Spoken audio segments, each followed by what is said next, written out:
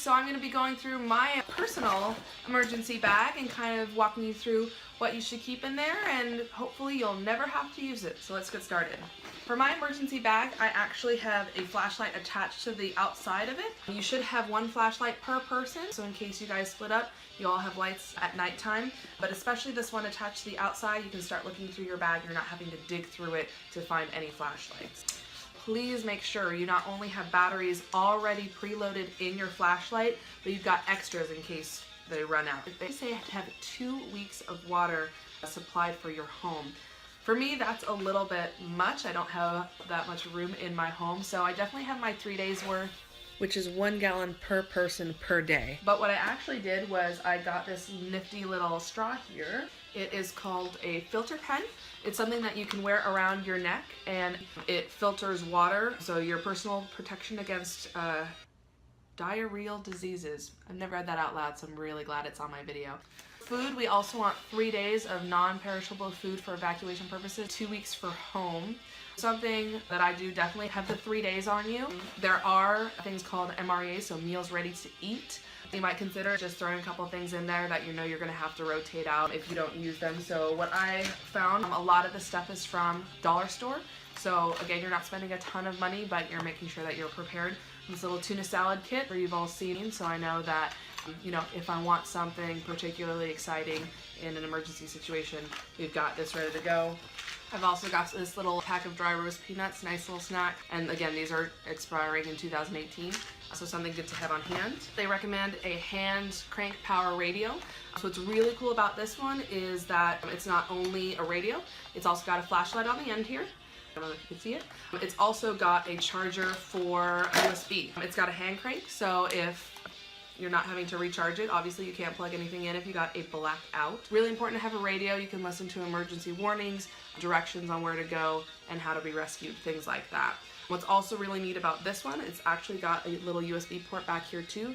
So if you need to charge your cell phone or you have other items, you could even charge your Kindle and read at night if you wanted to. Something you really want to make sure you have with you is this first aid kit. It has everything from sterile gauze, wound wipes, blister relief, so if you're having to walk and you're getting blisters, you have blisters on your hands. It's got tick remover, splinter picker, after bite itch, ibuprofen, it's got aspirin, it's got Tylenol, it's got antibiotic ointment, which is also really important in case you're injured in any way. Make sure that all those wounds stay clean, but really good, very compact. Make sure you've got this in your bag. What's also really important is that if you are on any kind of medication, you do have a 7-day supply with you. I know that's, again, another one that's a little bit more difficult, so you can gauge that for yourself. But at least have a list that you keep with you in your bag so that in case you are incapacitated, people know what medications you're on. It's very important. And actually, that's one of the reasons why I like to have Ziploc bags with me. Put your emergency contacts in there, put your medications in there, and make sure that they're water sealed so they are not water damaged if there is any kind of water situation. So you stay safe and your documents stay safe too. So going through my bag, it's always good to do it twice a year because you can realize that you've got a lot of extra things. I have here 3 multi-tools and a Swiss Army knife. So I imagine that I don't need all that. It's a lot of extra weight you don't need. Probably will keep the Swiss Army knife. I don't mind having 2 multi-tools, 1 per each adult.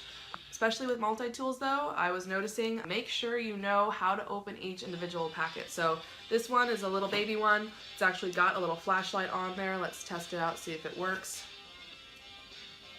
It doesn't, so that's good to know. But you've got your little pliers there, which are handy.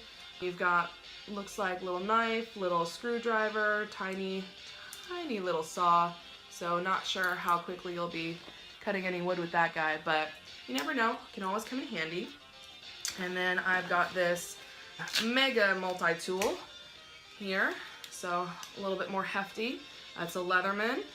Again, make sure you know how to open these tools because just messing with it, I'm not quite sure how to get all these open, and in an emergency situation, you really don't want to have to be figuring out how to use things in your box.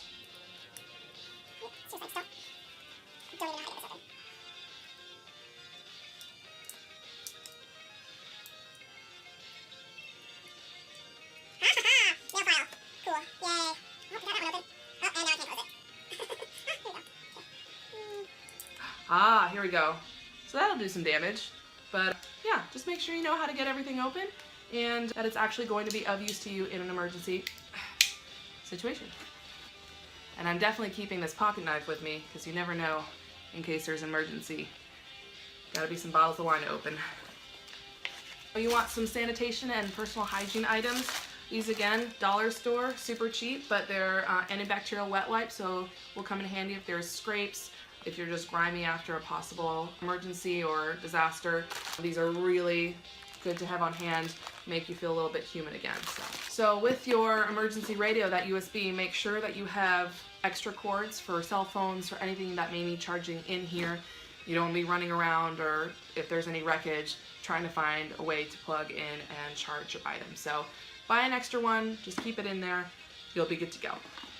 I've got a couple of these emergency blankets. These are great. They actually retain a lot of heat, so if anyone's in shock or anything like that, these are really great to have. Don't really recommend sleeping under them. They are very, very rustly, so they're not ideal, but in a pinch, if you need any kind of shelter or do need warmth, these are really great to have on you. Something that I just picked up, which I didn't even think about, was a map of your city. A lot of people don't even think about that. I use my GPS to get everywhere and really could not find my way around without it. So if you don't have cell service, if there's an emergency, if you need to get to a certain location, maybe the radio is telling you a certain location to get to and you have no idea where it is, really important to have this map on you. Again, it's a paper map, so either keep it stored in a Ziploc bag so it's not damaged by water, or they do make maps that are laminated already, but definitely something super valuable to keep in your bag that you might not think about. A couple other items that I didn't think about I'm adding to my bag today are these disposable filter masks. I'm actually buying a couple of reusable masks as well that you can wash, but definitely in case if there's debris around, there's dust, things you don't need to be inhaling, these are really, really handy to have in an emergency. For fire, matches are always a great go-to. If you've got lighters, put them in there too. Both of these do fail sometimes, so I actually brought my nifty little backup here. It's a flint starter. You can see that, but I used to use these as a kid going camping. If all else fails, scrape off some of the flint, start a couple sparks, and you can actually make yourself a fire if your matches are wet or you don't have any more gas in your lighter. Rain gear is super important. So you get wet, a lot of times you can be hypothermic. You want to stay as dry as possible in emergency situations. I seem to add a poncho every single time I stock my bag. You can not only use them as ponchos, in a pinch they'll do for building a shelter kind of thing if you don't have a roof over your head, so really, really good to have around.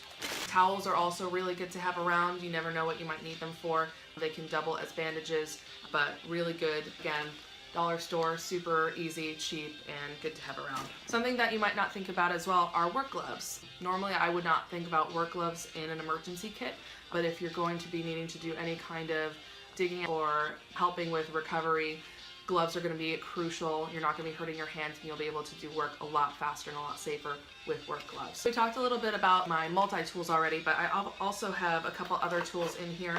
You're really going to want to get a correct size wrench for turning off your water main as well as your gas.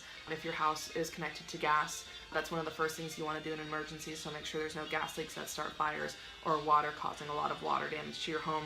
I've got this little neat guy again. You've got your extra flashlight here, but what's neat about this is it's actually got all these different screwdrivers on here and you're not worrying about losing pieces. It just pops right in there. So I really like this guy. You can clip it to your belt. What's also really important, can't go wrong with rope. Rope's always good. Got a couple bungee cords, never know, and duct tape. Duct tape is crucial. I've known people to tape their bumpers to their car with duct tape, so really good in a situation where you might not have everything intact. Can't go wrong with scissors. Scissors always good to have. I swear, whenever I'm looking for them, I can never find them, but definitely have a pair in your bag. So here's a couple extra things that I like to put in my bag. Not necessarily on the government list of stuff you need, but I like to have it. Trash bags, makeshift poncho, if you need to throw something in to keep it dry, really good to have around. And actually things to do. Keeping morale up in a disaster emergency situation is really, really important. So I actually have a couple of coloring books. I've got a couple of color pencil packs and a couple of sharpeners. These won't run out. They don't require any energy, and it will keep kids entertained, or you need to kind of keep spirits up. So that's really important. I did add an extra acetaminophen, so Tylenol. I chose Tylenol over ibuprofen just because if you're eating ibuprofen on an empty stomach, you can actually cause yourself a lot of pain. So you don't want to add that to an already not great situation. So I went with Tylenol. That's just my personal preference. I have a to-go pack of a little travel kit toothbrush for everybody in my household.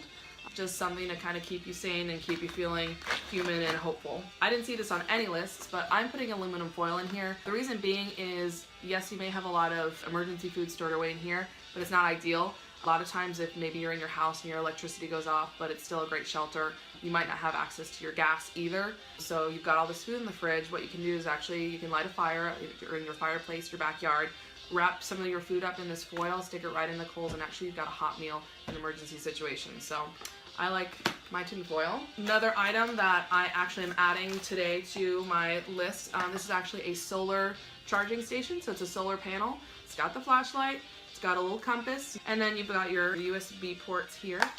So you've got two right there. Great for charging cell phones, anything that can be connected to a USB. Rechargeable by the sun, always good to have. And lastly, I've got this nifty little Red Cross bag. It's really thin, really easy to fold up and put away, but in case, again, you need to separate or someone else needs to kind of split the load with you, you've got an extra bag so one person isn't just in charge of everything. So that's pretty much my whole bag. Let me see if I can get it closed. Alright, so I've got everything here in my bug out bag, and I'm ready in case an emergency should hit. I hope this is the biggest waste of money I've ever spent, and we're looking forward to spring and hope everyone has a happy and safe rest of your winter. Have a great day.